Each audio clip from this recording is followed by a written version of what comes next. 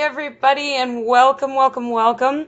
Today is week 6 of 9 of my Trello training, and we are talking about how I manage all of my client work. So this works whether you're a VA, an online business manager, or a coach or life coach, anything where you're actually working one-on-one with clients or even group programs.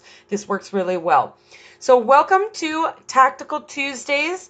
Thank you if you're joining me live or if you're joining me on the replay. I appreciate you being here. And I have, I believe, finally figured out the technology to make this work. So here's hoping.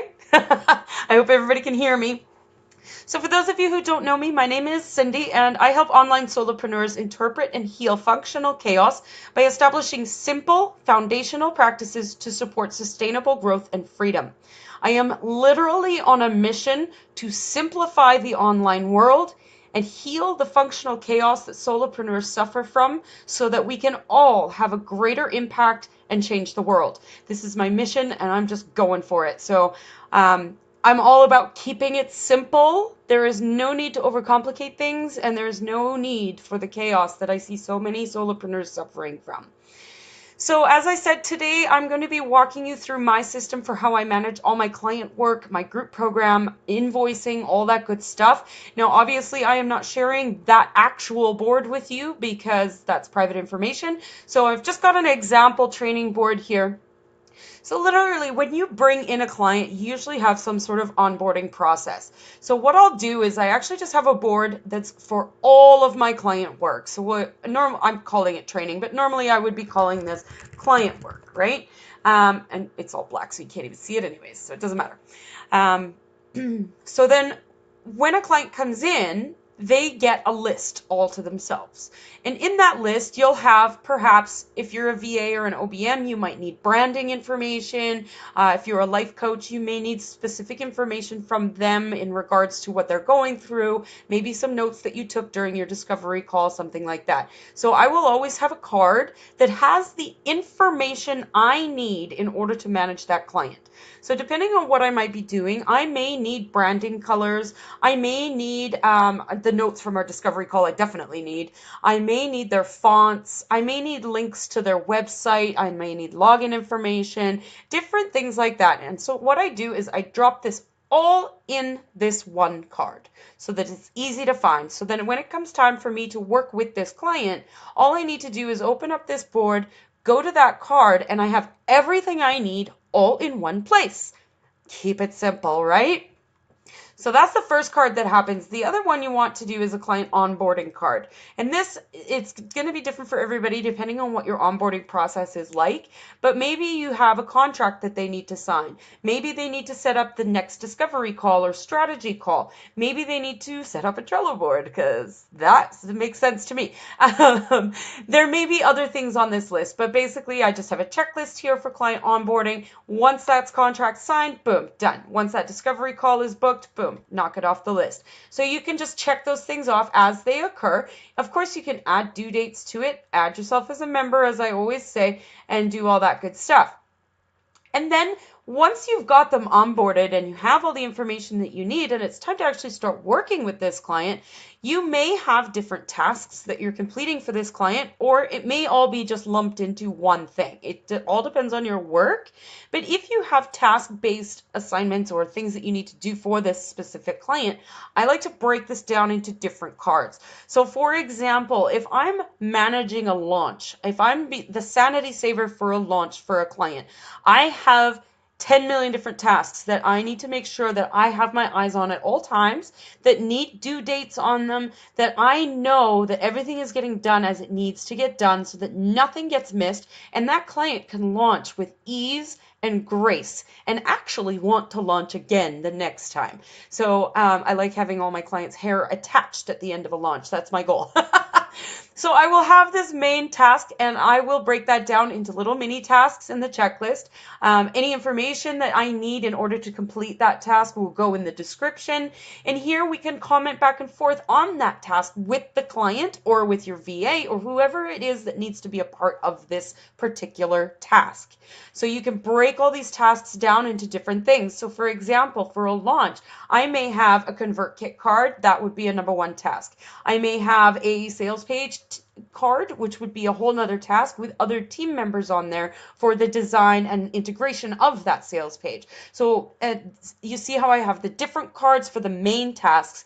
And then under that main task, say for ConvertKit, I would need to set up the landing page and the form. I would need to set up the incentive email that goes out for them to confirm their subscription. I would need to set up the welcome email. I would need to set up the automation. I would need to set up the sequence so that they're actually getting, the clients are getting the information that they need. So these are all those mini tasks that get broken down into that main task.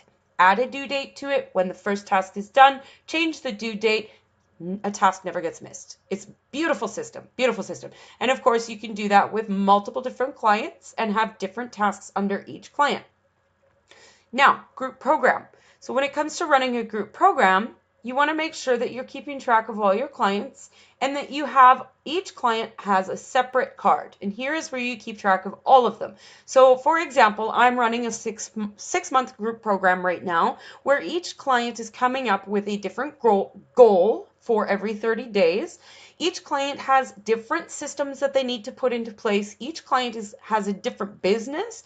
And so I need to be able to manage that and look at it really quickly, overview, and go, okay, who needs what this week? And I can quickly just hop in this card and see what needs to happen. So each client in my group program gets a separate card with all of the information for that particular client on one card, all in one place. Again, keep it simple.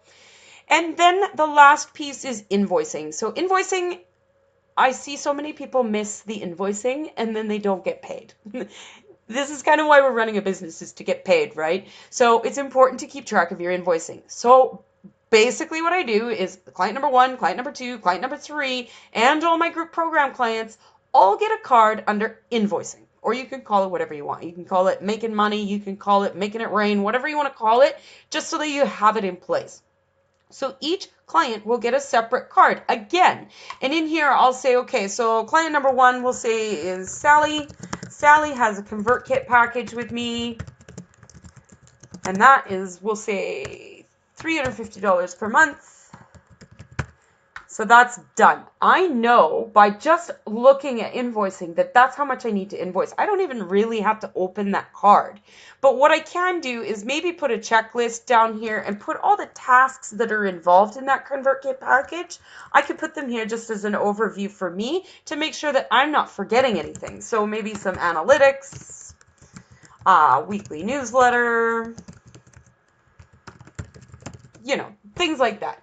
And then what I'll do is whenever that invoice needs to start, make sure you add yourself as a member, always, always, always, golden rule of Trello, and add a due date. So we'll say I onboarded them, maybe I'm onboarding them tomorrow. So that's when their first invoice will go out. So that's all set up and ready to go. So I know when I go to my, up here and I look at my cards section, and I've got it sorting by due date and sorting cards from boards in my team, that card is going to show up for me in this list, so I will never miss it. So I'll just go back to my training board here, sorry.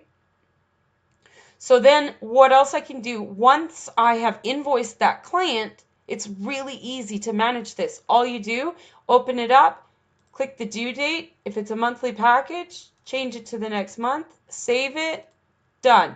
Then you can go up here and sort by due date so the top invoice comes to the top again. It's really easy. It's so streamlined. I never miss an invoice. I never miss a client task. Everything gets managed in one easily accessible place. Now, one thing that I have forgotten to mention is that you can actually add, and I've mentioned this many times before, but you can attach documents straight out of Google Drive or from your computer. So say you have a client who's got a huge file or a folder in Google Drive, you can just attach it once it opens. and you can go and find the folder and select it and drop it right in there. So it's super handy.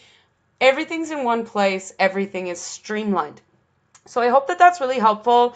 I am running Thinking Thursdays this coming Thursday from at 2:30 p.m. same time, same place, and I will be continuing the series, The 10 Commandments of Getting Shit Done, and I believe this week is commandment number 6. So we'll be talking about that on Thursday, same time, same place.